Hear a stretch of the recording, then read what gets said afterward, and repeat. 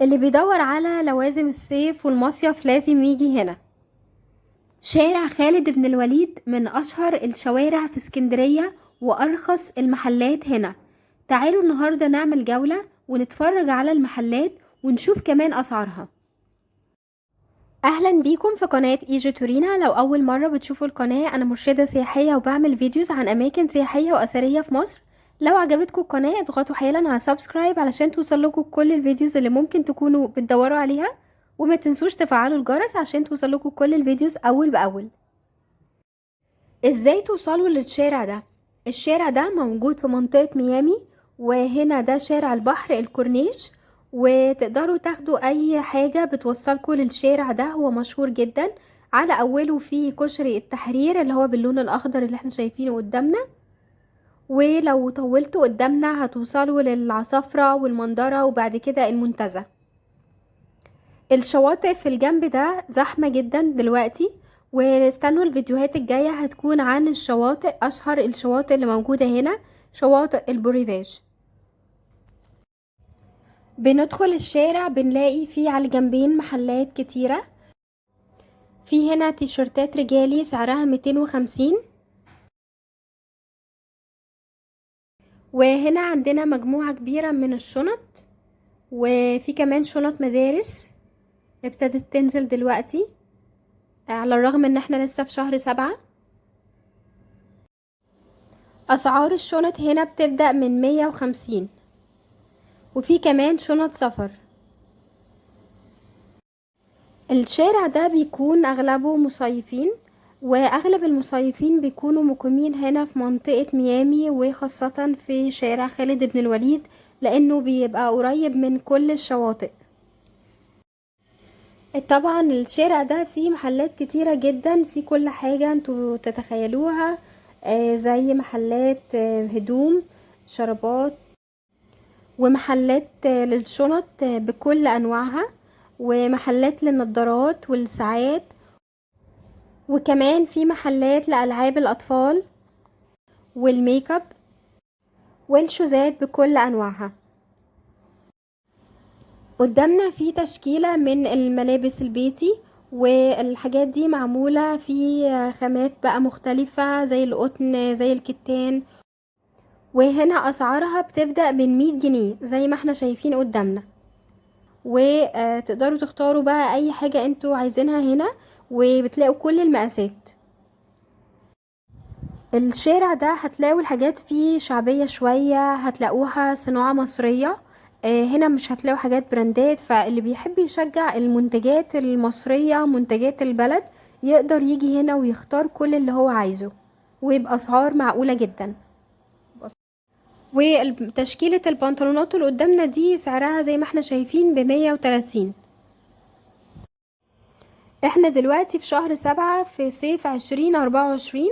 تقدروا تقولوا كده ان الشارع ده يعتبر فاضي حاليا. انا دلوقتي ماشية كانت الساعة 5 قبل الساعة 6 تقريبا. ما فيش حد هنا كتير، هقولكوا ليه السبب، بس تعالوا نتفرج دلوقتي على محل الاطفال ده.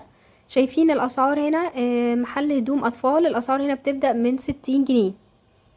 وطبعا كلنا عارفين ان اسعار الهدوم الاطفال دي بتكون اغلى حاجة.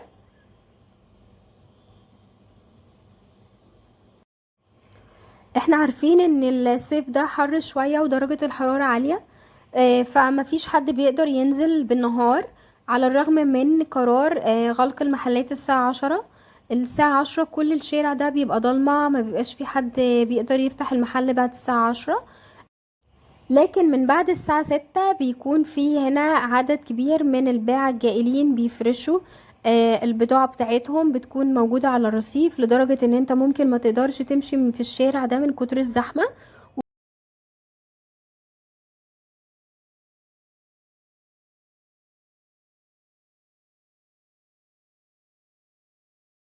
بالنهار بيكونوا مقضيينه في البحر. شايفين بقى الأسعار اللي قدامنا دي بتبدأ زي ما احنا شايفين، في حاجات ب100، في حاجات ب130، في ب185 البنطلون ده. والخامات هنا زي ما قلنا معظمها قطن وكتان.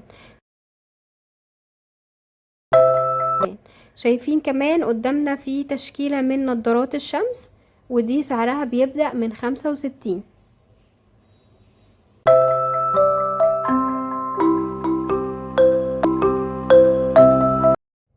وهنا في تشكيلة شوزات رجالي بتبدأ من 350 لحد 500.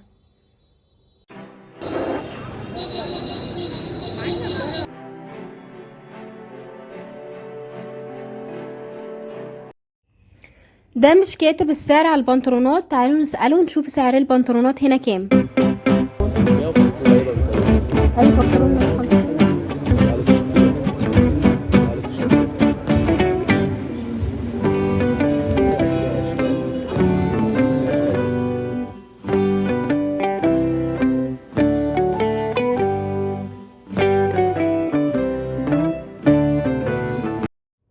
المحل ده فيه تشكيلة كبيرة من الشنط، حتى الشنط الهاند ميد هتلاقوها هنا. وكمان انا موقفة صوت المحلات او صوت الشارع هنا، لاني معظم المحلات مشغلة الجن.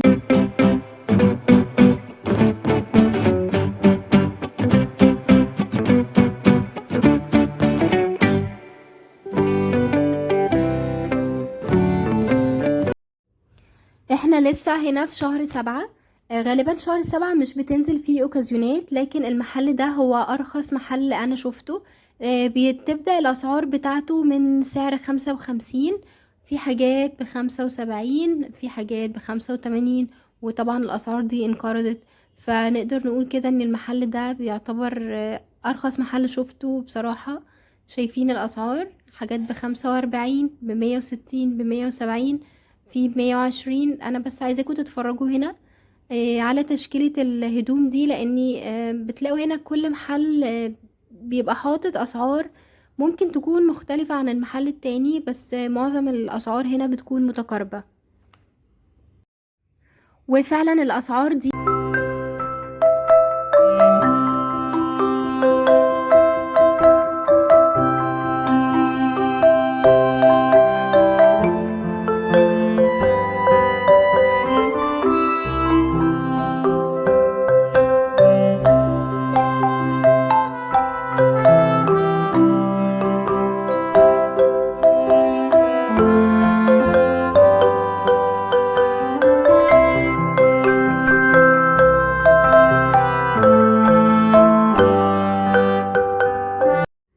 اللي بيسأل على الطباعة اللي بتكون موجودة على المجات او التيشيرت او الشنط، الطباعة هنا موجودة بكل اشكالها، حتى الاشكال الفرعوني.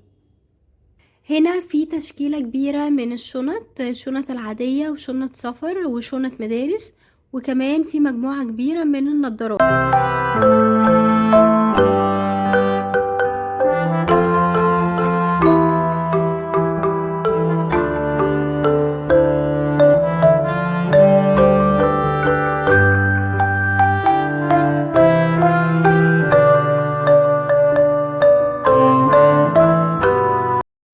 وصلنا عند جزء المايوهات، ودي طبعا لوازم المصيف. عندنا هنا تشكيلة كبيرة من المايوهات، بتبدأ من أطفال خالص من سن يعني سنتين 3.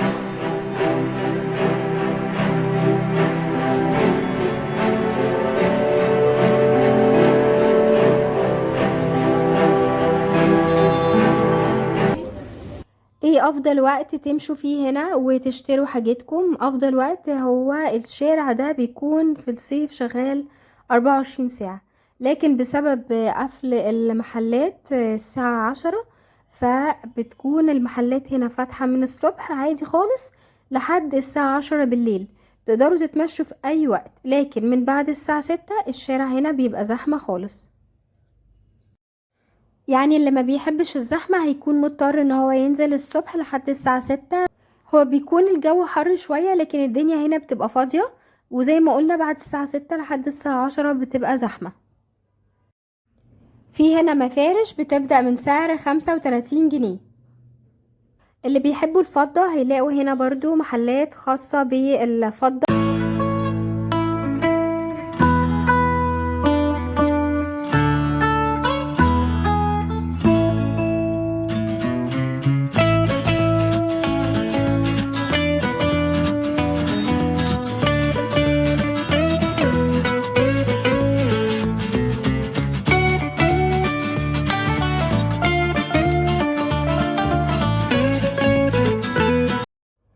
المحل ده عنده تشكيلة شنط حلوة جدا، سعرها 60 جنيه. اي شنطة هنا سعرها 60 جنيه. هنا محل عنده تشكيلة من الشوزات والشنط الجلد، وتشكيلة مختلفة من الهدوم بأحجام مختلفة.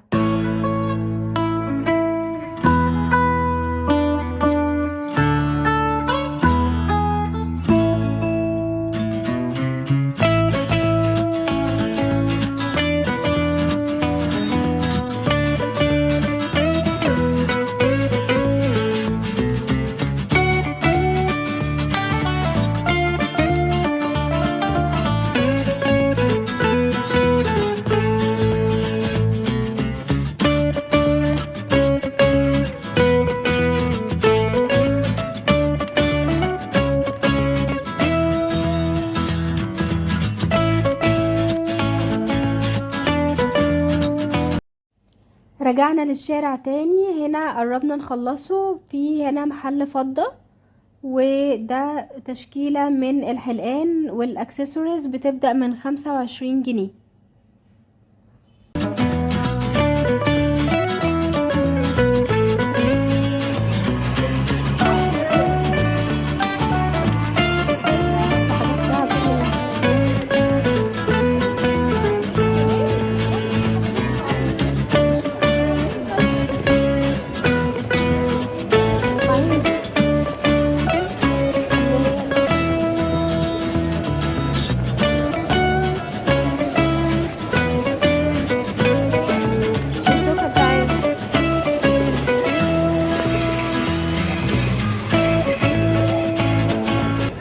وهنا على اول الشارع من ناحية البحر في محل الجوكر، ده ايس كريم وعصير، وفي مطاعم سوري كتير هنا.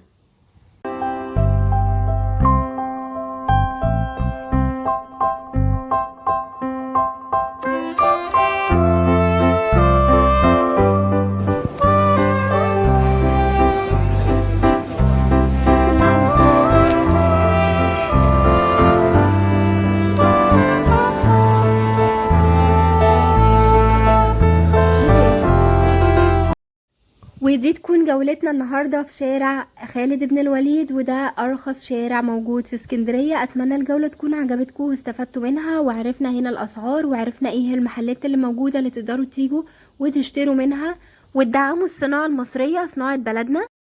احنا هنا وصلنا عند أول الشارع ناحية البحر. أتمنى الفيديو ده يكون عجبكم واستفدتوا منه، وكمان اكتبولي رأيكم تحت فيه. ولو في اي اماكن عايزين تزوروها او تشوفوها في اسكندرية اكتبولي تحت في الكومنتس. وما تنسوش تدعموا القناة باللايك والشير، وتشتركوا في القناة وتفعلوا الجرس عشان توصلكوا كل الفيديوز. والفترة الجاية ان شاء الله هيكون في فيديوهات اكتر متناسبة مع الصيف والشواطئ. انتظروا ان شاء الله حلقات تانية كتيرة عن اماكن سياحية حلوة في مصر. شكرا لمتابعتكم.